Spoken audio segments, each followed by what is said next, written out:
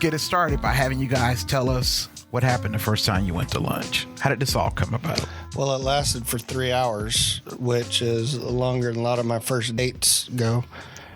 So 2018, Year of the Woman, I got tapped and was highly encouraged to run for office and gave it some serious thought. And when it all came down to the wire, I thought running for my House district was a good fit. I'd researched the candidate. I did not think highly of them. I thought their positions were weak, and I thought that they were wrong for my district. However, sometimes there's a lesson to be learned. And before I filed, because our fathers had been friends for 4 decades, we reached out to one another and decided to get together and have lunch.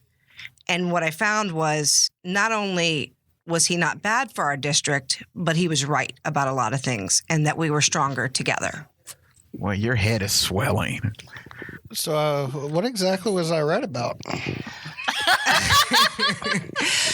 You were a lot more reasonable on issues than I expected you to be. I expected you to be a card-carrying right-wing zealot, and I found you much more moderate. You're reasonable about the environment.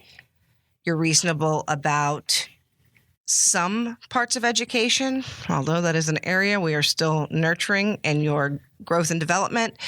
But that more than anything, you were willing to listen and there was no hostility. It would have been very easy for you to be hostile. Hey, I'm here. I want to take your job. And you weren't. You were incredibly gracious and kind. When I found out that there was going to be a woman by the name of Becca Teeter that was going to run against me, I knew that name from somewhere, but I couldn't remember where I knew it from until I went on my Twitter account and looked at the accounts that I had muted, and one of them was Becca, who over the past year leading up to the proposed campaign bashed the ever-loving crap out of me from time to time.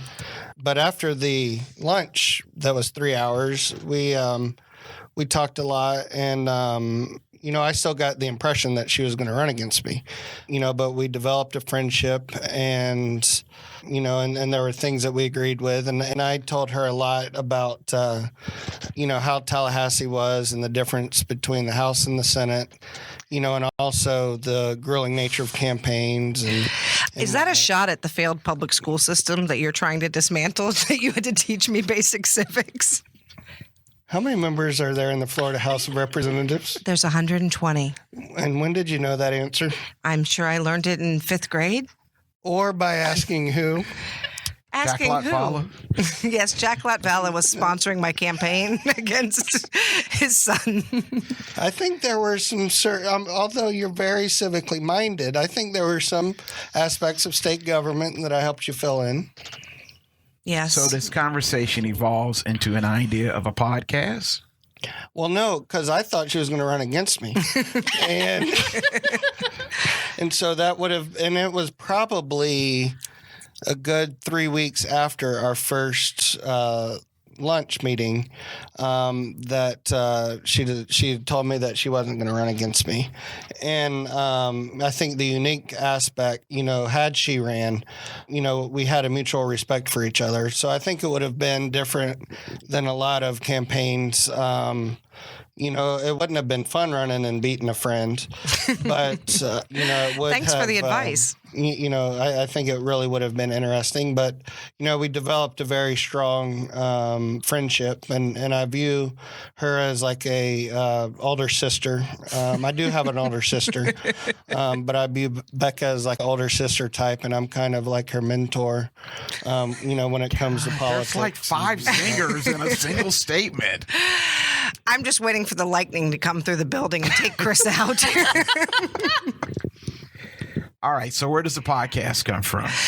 So what we find is that we are more productive together. So the two of us brought together 2 of the smartest people that we know and said, let's get 4 points of view and see if we can fix some of the problems of the world.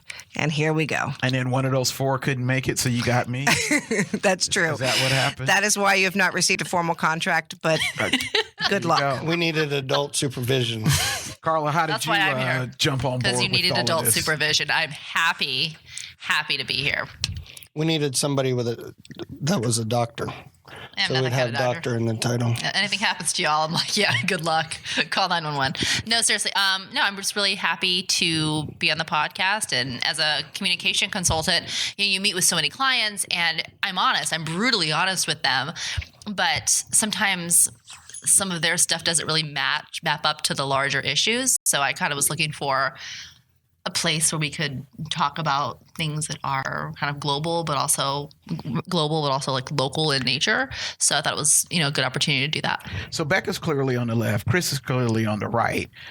We haven't quite figured out where you are. I just Carla. call it like I see it. I mean, it's not, I'm an analyst by trade, so I don't think it's fair to kind of identify with like a side, because I don't think that's my job. Like I look at language, I look at culture, I look at politics, and I talk about what's happening and what I see is happening. So are you the dotted line in the middle of the road? No, I'm more to the left, but I mean, it doesn't mean that I think that's the right thing to do all the time.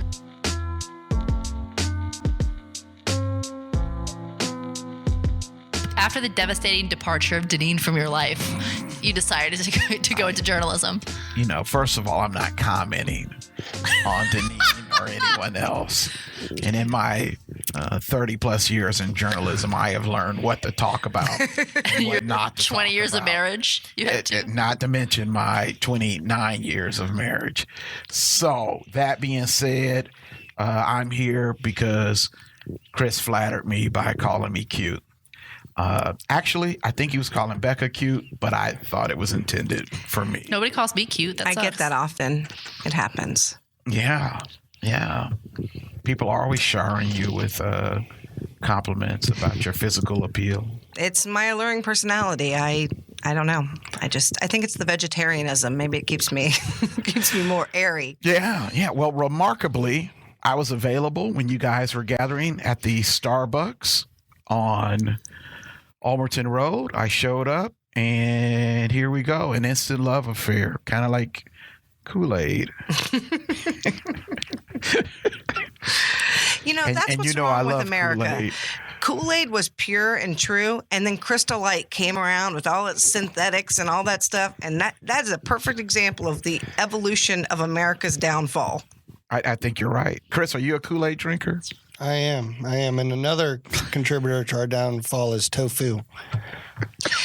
As Chris proceeds to insult the majority of the continent of Asia, I would have to disagree with that statement.